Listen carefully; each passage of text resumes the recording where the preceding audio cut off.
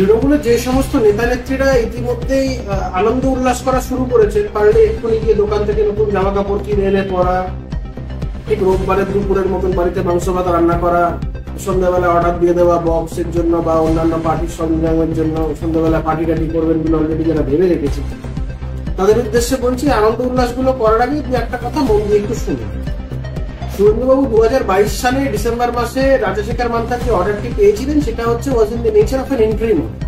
সেখানে কোর্ট বলেছিল যে সমস্ত 26টা এফআইআর শুভেন্দুবাবু যেটার বিরুদ্ধে হাইকোর্টে এসেছিলেন কোশ্চেনছে, সেগুলোর উপরে সবকটা স্টে দিয়েছিল হাইকোর্ট। আর ইন্টারিম প্রোটেকশন হিসেবে বলেছিল যে শুভেন্দুবাবুর বিরুদ্ধে কোনো এফআইআর করতে গেলে without the prior permission of the court আর without the leave of the court সেটা করা যাবে না, মানে কোর্টের অনুমতি ছাড়া শুভেন্দুবাবুর বিরুদ্ধে এফআইআর করা যাবে।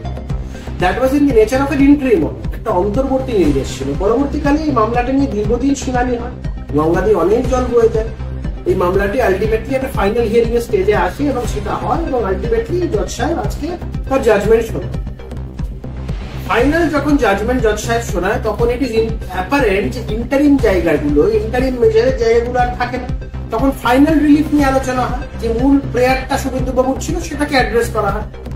যারা আনন্দ উল্লাস করবেন বলে ভেবে রেখেছেন, যারা আনন্দ করবেন, মাংস ভাত খাবেন, মন দিয়ে শুনুন।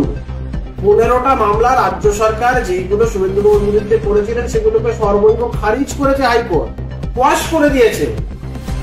বাদ বাকি 4-5খানা এফআইআর সেগুলোর সেগুলো ইনভেস্টিগেশনের ক্ষেত্রে রাজ্য সরকারের উপর আস্থা রাখেনি হাইকোর্ট।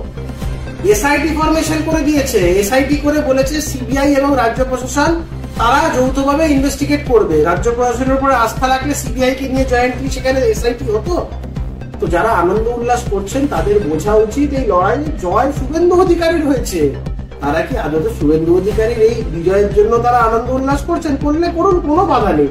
বলুন, তাহলে আমি 1 প্যাকেট মিষ্টি আপনাদের পাঠিয়ে দিচ্ছি। ভালো থাকবেন, নমস্কার।